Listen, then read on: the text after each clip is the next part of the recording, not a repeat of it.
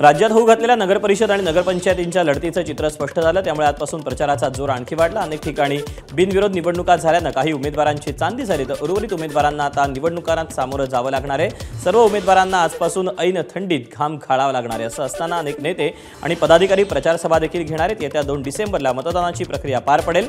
दुसऱ्या दिवशी म्हणजे 3 डिसेंबरला निकाल हाती येणार आहेत, त्यामुळे उमेदवारांना आणखी कसरत करावी लागेल। नगरपरिषद आणि नगरपंचायत निवडणुकीच्या प्रचाराचा धुरळा उडाला। सर्वच राजकीय पक्षांकडून प्रचार सभांना जोरदार सुरुवात झाली। उपमुख्यमंत्री अजित पवार मराठवाड्यात प्रचार सभा घेत आहेत। उपमुख्यमंत्री एकनाथ शिंदे पालघरमध्ये प्रचार सभा घेत आहेत, तर भाजपचे प्रदेशाध्यक्ष रवींद्र चव्हाण यांनी भाजप कार्यकर्त्यांना संबोधित केलं। स्थानिक स्वराज्य संस्थांच्या निवडणुकीत मुख्यमंत्री देवेंद्र फडणवीस खुद्द प्रचारासाठी मैदानात उतरणार आहेत। नगरपालिका आणि नगरपंचायत निवडणुकांच्या प्रचारासाठी मुख्यमंत्र्यांचा दौरा असेल। 24 नोव्हेंबर ते 28 नोव्हेंबरच्या दरम्यान हा दौऱ्याचं नियोजन करण्यात आलंय। त्र्यंबकेश्वर, शहादा, भुसावळ, कोपरगावात फडणवीसांच्या सभा होतील। उपमुख्यमंत्री एकनाथ शिंदेंनी पालघरमध्ये सभेत भाजपवर पहिल्यांदाच नाव न घेता टीका केली। डहाणूत आपण अहंकाराविरोधात एकत्र आलोय अशी टीका एकनाथ शिंदेंनी भाजप उमेदवारांवर केली। फोडाफोडीच्या नाराजी नाट्यानंतर एकनाथ शिंदेंनी भाजपवर पहिल्यांदाच टीका केली। डहाणूमध्ये आपण सगळेजण एकत्र आलेला आहात। एका अधिकारशाहीच्या विरोधामध्ये एकत्र आलेला आहात। अहंकाराच्या विरोधामध्ये एकत्र आलेला आहात। अहंकार तर रावणासारखा अहंकार होता, रावणाची लंका जळून खाक झाली अहंकारामुळे, आणि तुम्हाला 2 तारखेला तेच काम करायचं आहे। लाडक्या बहिणींना मी एकच सांगतो, तुम्ही चमत्कार घडवू शकता। तुमचा चमत्कार आम्ही विधानसभेत पाहिलेला आहे, आणि डहाणू तर तुमच्यासाठी सोपं आहे। तुम्ही एकदा ठरवलं की कोणीही आला तरी सुद्धा तो आपला विजय रोखू शकत नाही। आपला विजय पक्का आहे। मुंबई महानगरपालिकेच्या निवडणुकीत शरद पवार ठाकरे बंधूंसोबत जाणार असल्याची चर्चा आता जोर धरते। मवियामध्ये मनसे नको या काँग्रेसच्या भूमिकेशी शरद पवार सहमत नाहीत, तर पदाधिकाऱ्यांसोबत झालेल्या बैठकीत उद्धव ठाकरेंसोबत चर्चा करण्यावर एकमत झाल्याची माहिती आहे। तर मुंबईत एकत्र लढण्याचा काँग्रेस नेत्यांनी दिलेला प्रस्ताव पवार फेटाळणार का, हे आता पाहावं लागेल। दिल्लीतून आदेश आल्याशिवाय मनसेला मवियात घेणार नाही, काँग्रेसचा हा व्यक्तिगत निर्णय असू शकतो। शिवसेना आणि मनसे आधीच एकत्र आले आहेत, ही लोकांची इच्छा, त्यासाठी कुणाच्या आदेश किंवा परवानगीची गरज नसल्याचं ट्विट संजय राऊतांनी केलं। निधी हा अजितदादांच्या घरचा नाही, निधी जनतेचा आहे, अजित पवारांच्या वक्तव्यावरून अंबादास दानवेंची टीका। मला असं वाटतं ही सौदेबाजी आहे किंवा धमकी याला म्हणता येईल। ते असंही म्हटले की तुमच्या हातात मत द्यायचं आहे, माझ्या हातात निधी द्यायचा आहे। निधी अजितदादाच्या घरचा नाही, निधी हा जनतेच्या करातून दिला जातो। अजितदादाच्या घरातून नाही दिला जात, हा करातून येतो, घरातून नाही जात। आणि त्यामुळे अजितदादासारख्या जबाबदार शब्द वापरावा नाही वापरावा मला माहिती नाही, परंतु अशी व्यक्ती जर अशा पद्धतीनं जनतेस धमकी देत असेल मतासाठी, तर निवडणूक आयोग काय करतं हा माझा प्रश्न निवडणूक आयोगाला आहे। का निवडणूक आयोग आता अजितदादांच्याही घरी पाणी भरायला जातंय? काँग्रेस नेते विजय वडेट्टीवारांनी मनसेसोबत जाण्याचे संकेत दिल्याचं बोललं जात आहे। पवारांप्रमाणे आपल्यालाही आघाडी करूनच लढावं वाटत असल्याचं वडेट्टीवारांनी म्हटलं, तर काही ठिकाणी स्थानिक नेत्यांनी मनसेशी आघाडी केल्याचं वक्तव्य देखील वडेट्टीवारांनी केलं। मत मोर्चा एकत्र आम्ही काढला, तो मत चोरीच्या संदर्भातला होता, मतदार याद्या स्वच्छ करण्यासंदर्भातला होता।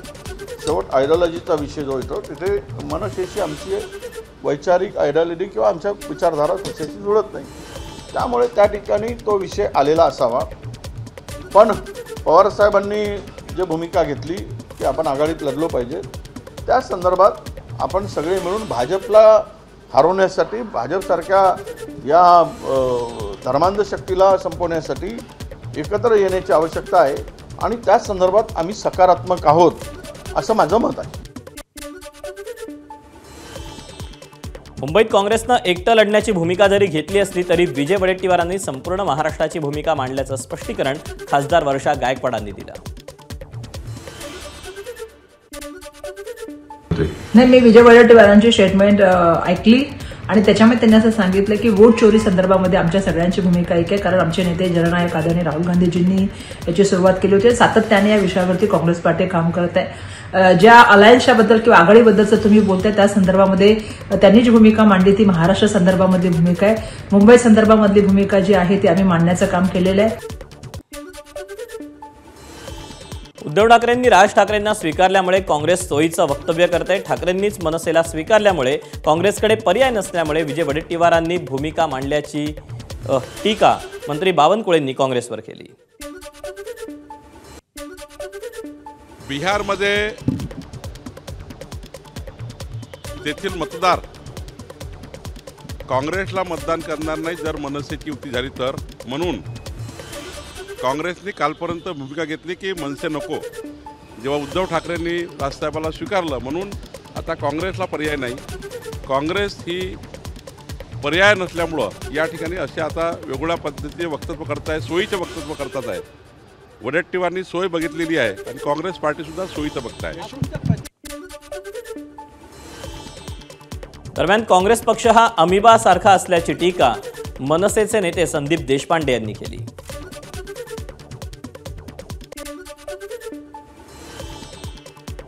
सारखा आहे, इथे पण पाय आहे, इथे पण पाय आहे. वडेट्टीवारांचा पाय म्हणतो असं करूया, वरच्या गायकवाडांचा पाय म्हणतो असं करूया, भाई जगतापांचा पाय अजून तिसरीकडे चालतो, असलम शेखचा पाय चौथीकडे चालतो. मेंदू कोणाकडे? आमचा पक्ष महाविकास आघाडीचा भाग नाही. आम्हाला अजूनपर्यंत कोणाचाही अधिकृत प्रस्ताव कोणाच्याही मेंदूकडनं आलेला नाही. त्या दिवशी मेंदू बोलेल त्या दिवशी आमच्याकडे ठोस प्रस्ताव येईल, त्यावेळेला योग्य तो निर्णय सन्मान्य राजसाहेब ठाकरे घेतील. आपल्या रोखठोक विधानामुळे काय अडचणीत येणारे अजित पवार पुन्हा एकदा आपल्या विधानामुळे चर्चेत आले. आता त्यांनी थेट विरोधी उमेदवारांना धमकी दिली. विरोधात उभे राहिले तर निधीवर काट मारणं हे आपल्या हातात असल्याचा इशारा अजित पवारांनी दिला. आमच्या विरोधामध्ये जे उभे राहिले ते वेगवेगळ्या पद्धतीने सांगतायत. ते काही पण सांगतील. काही जण म्हणतील आम्ही निवडून आल्यावर दादाला जाऊन मिळणार. आला काही अर्थ नाही. एकदा पॅनल म्हणजे पॅनल. काही बंडखोरी करून अपक्ष उभे राहिले, म्हणतात आम्ही अजित दादाचेच कार्यकर्ते. अरे मग दादाचेच कार्यकर्ते होता तर दादाच्याच विरोधात बंडखोरी का केली? त्याचं उत्तर तुम्ही काही देऊ शकत नाही. आणि निवडून आल्यावर दादाला पाठिंबा देणार. दादाला पाठिंबा तर 1 लाख लोकांच्या पेक्षा जास्त मतदारांनी ऑलरेडी दिलेला आहे. हे जे काही बाकीचे सांगतात, उद्या शहरात ते निवडून आले आणि त्यांना वर्ण निधी नाही मिळाला, ते काय करणार आहे? अरे आम्हाला निधीच नाही, मग पुढे सांगितलं उभं राहिलं. आगामी निवडणुकांच्या पार्श्वभूमीवर शिंदेंची शिवसेना ॲक्शन मोडवर आली. शिंदेंच्या शिवसेनेकडून जिल्हा संपर्क प्रमुखांची घोषणा करण्यात आली. स्थानिक स्वराज्य संस्थांच्या निवडणुकीपूर्वी पक्षाकडून दिग्गजांची नियुक्ती करण्यात आलेली असून पक्ष संघटना मजबूत करण्यासाठी आमदार खासदार मैदानात उतरणार आहेत. दरम्यान खासदार नरेश म्हस्केंकडे ठाणे, नवी मुंबई आणि पुण्याची जबाबदारी देण्यात आली. एकूण 40 ठिकाणी जिल्हा संपर्क प्रमुख पदांची घोषणा शिंदेंच्या शिवसेनेकडून करण्यात आलेली आहे. उद्धव ठाकरेंनी पुन्हा एकदा भाजपवर टीका केली. भाजप कटकारस्थान करणारा पक्ष असल्याची टीका उद्धव ठाकरेंनी केली. ज्या पद्धतीनं भाजपनं पक्ष फोडले त्या पद्धतीनं आता घर फोडायला सुद्धा बघतायत असं उद्धव ठाकरेंनी म्हटलं. ठाकरेंच्या शिवसेनेत पक्षप्रवेश झाला. यावेळी ठाकरेंनी भाजपवर टीका केली. आता काय करायला आता भाषिक प्रांतवाद काल परवाकडे दुर्दैवी घटना घडली ती घडायला नको होती. भाषेमध्ये कोणाचे खूप करा, कोणाला मारा अशी आपली मागणी नाही. पण कोणी कोणत्याही भाषेने कोणत्याही भाषेने अत्याचार करू हा भाषिक प्रांतवाद तुम्ही झाला कुठून? अंबादास दानवेंनी भाजपमधून आलेल्या पण शिवसेनेतून आमदार झालेल्या नेत्यांवरून सवाल उपस्थित केले. मुरजी पटेल यांच्या बॅनरवर शिंदेऐवजी मोदी आणि शहांचेच फोटो असतात असा दावा दानवेंनी केला. तर निलेश राणे शिंदेंच्या शिवसेनेत आहेत का? ते एक दिवस भाजपात जातील असा दावाही अंबादास दानवेंनी केला.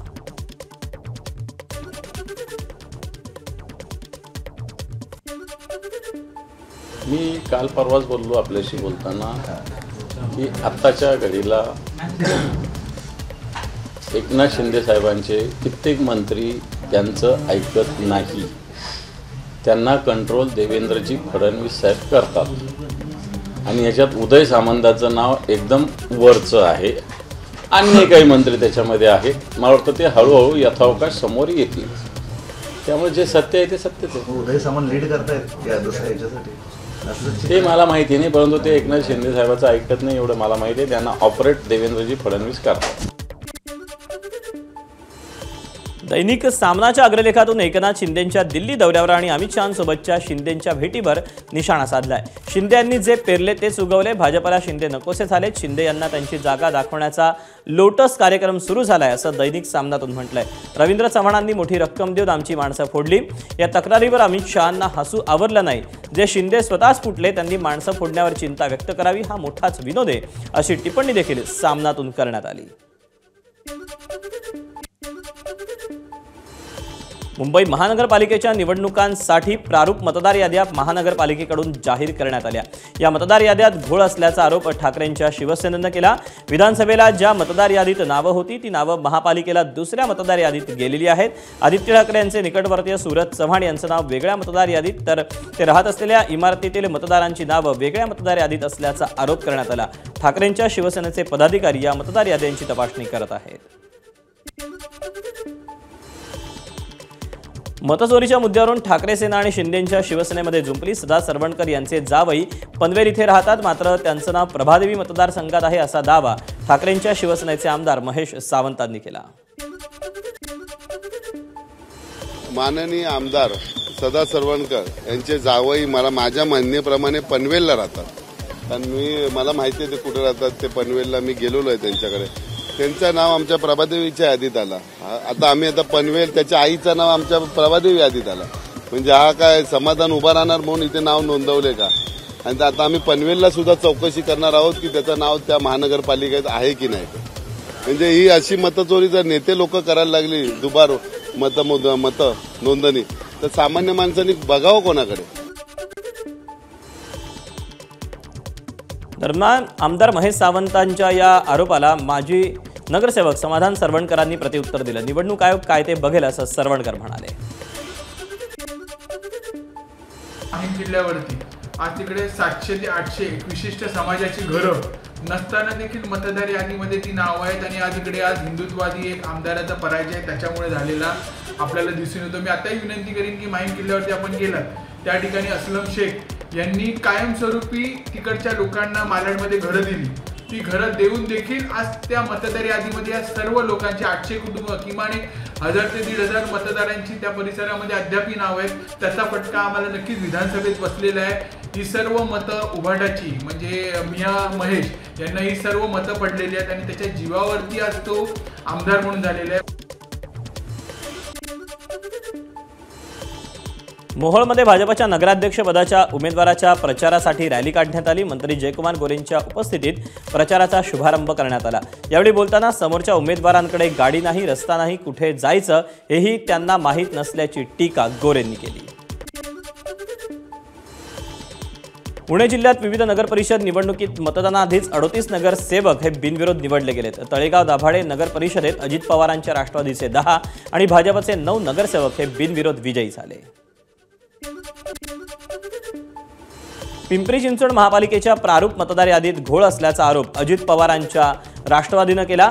माजी नगरसेवकासह 1261 मतदारांची अख्खी यादीच गायब झाली. महत्त्वाचं म्हणजे प्रभाग क्रमांक 12चे माजी नगरसेवक पंकज भालेकर यांचंच नाव मतदार यादीतून गायब झाल्यानं आश्चर्य व्यक्त केलं जातं. यंदाही प्रभाग क्रमांक 12मधून भालेकर निवडणूक लढण्यासाठी इच्छुक होते. यामागे भाजपचा हात असल्याचा आरोप राष्ट्रवादीच्या माजी नगरसेवकानं केला. विधानसभा आणि आत्ताची प्रारूप यादी दाखवत त्यांनी भाजपला धारेवर धरलं.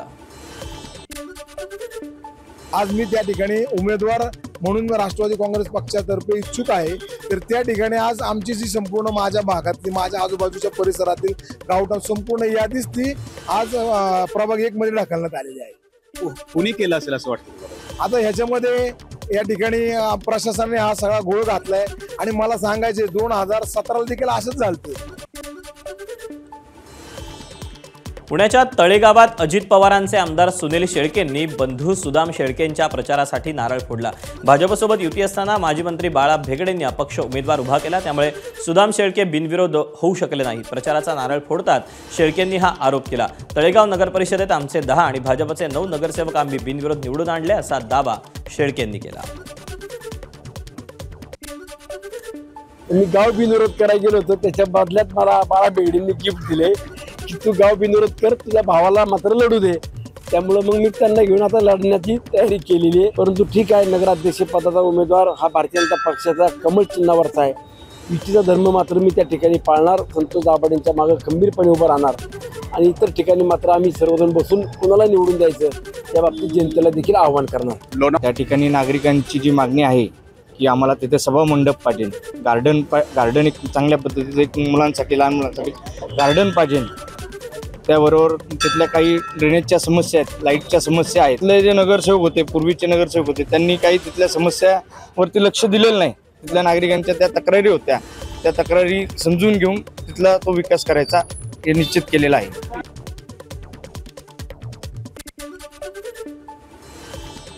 सांगलीच्या पलूस नगर परिषदेत भाजप अजित पवारांची राष्ट्रवादी आणि काँग्रेसमध्ये तिरंगी लढत होणार आहे. राष्ट्रवादीकडून ज्योत्स्ना येसुगडे यांनी अर्ज मागे न घेतल्यामुळे आता ही निवडणूक तिरंगी होते. आजपासून अधिकृत प्रचाराला सुरुवात झाली. नगराध्यक्षपदासाठी भाजपकडून सोनाली नलावडे आणि काँग्रेसकडून संजीवनी पुदाले यांनी नगराध्यक्षपदासाठी अर्ज भरला आहे. आमचं उमेदवारी निश्चित आहे. आम्ही आमचा प्रचार असाच चालू ठेवणार आहे आणि आम्ही आता विजयाच्या दिशेने वाटचाल करत आहोत. लोकांच्या इथून अतिशय उत्स्फूर्त प्रतिसाद आहे. महिला वर्ग, युवा वर्ग अतिशय चांगल्या पद्धतीने आमच्या मागे आहे. पलूस जनतेला माझी खरोखर कळकळीची विनंती आहे की ह्या सगळं माझ्यासहित सर्व 20 नगर सेवकांना त्यांनी निवडून बहुमताने निवडून द्यावं ही पलूस जनतेला मी ग्वाही देते, त्यांच्याकडून इच्छा व्यक्त करते.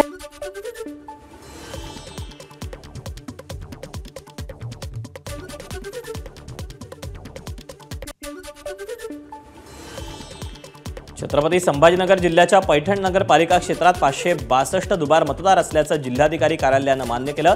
तसंच जे दुबार मतदार आहेत ते कोणत्या मतदान केंद्रावर मतदान करणार आहेत याबाबत 29 तारखेपर्यंत निवडणूक निर्णय अधिकाऱ्याकडे कळवावा अशा सूचना प्रशासनाकडून दुबार मतदारांना देण्यात आलेल्या आहेत.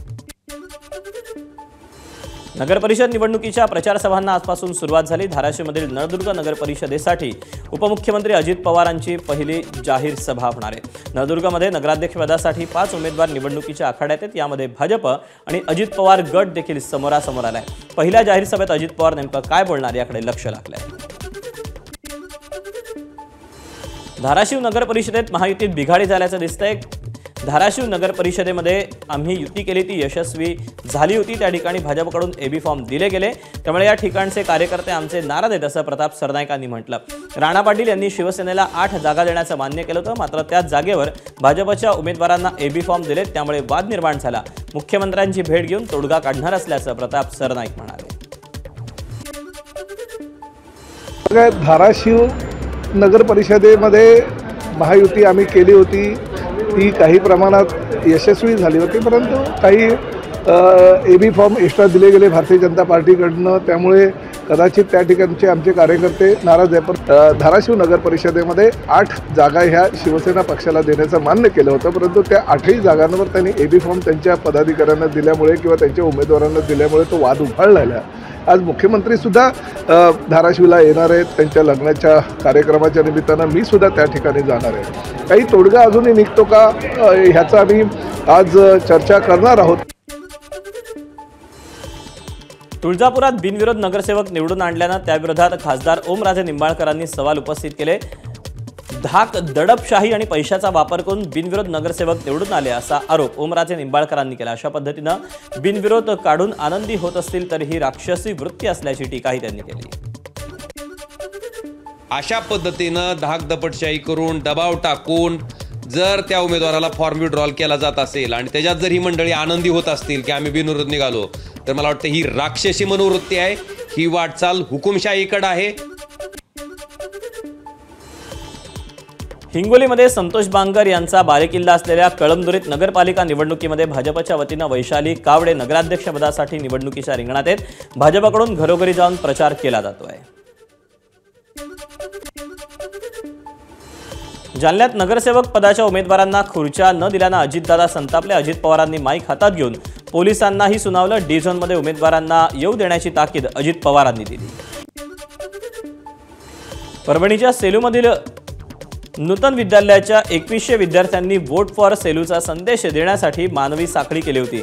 मतदार जनजागृती कार्यक्रम राबवला जात असून विद्यार्थ्यांनी देखील मतदान करण्याचं आवाहन केलं. महाडमध्ये राष्ट्रवादीला मोठा धक्का बसला. राष्ट्रवादीचे ज्येष्ठ नेते राजेश गायकवाड यांनी त्यांच्या समर्थकांसह मंत्री भरत गोगावले यांच्या उपस्थितीत शिंदेंच्या शिवसेनेमध्ये प्रवेश केला. आगामी स्थानिक स्वराज्य संस्थेच्या निवडणुकांच्या पार्श्वभूमीवर हा धक्का मानला जातोय. योग्य वेळेला त्याने आज जो निर्णय घेतलेला आहे शिवसेनेच्या पक्षप्रवेशाच्या वेळेचा, त्याबद्दल मी राजू शेठ त्यांचं सर्व कुटुंबीय त्यांना खरोखर मनापासून धन्यवाद दे. त्यांनी आता ठरवलं की आता भगवेशी आपण एकनिष्ठ राहायचं आणि म्हणून करता मी त्यांचं स्वागत करतो, त्यांचं अभिनंदन करतो आणि त्यांना धन्यवाद देतो. रायगडमधील श्रीवर्धन नगर परिषदेत राष्ट्रवादीमध्ये नाराजीचा स्फोट झाला. खासदार सुनील तटकरे यांचे खंदे समर्थक आणि माजी नगरसेवक चंद्रकांत भगत यांनी तटकरे गटावर गंभीर आरोप करत राष्ट्रवादीचं सदस्यत्व सोडलं. पक्षात जुन्या पदाधिकाऱ्यांना डावलून मर्जीतल्या व्यक्तींना प्राधान्य दिला जात असल्याचा आरोप त्यांनी केला. एबीपी माझा, उघडा डोळे बघा नीट.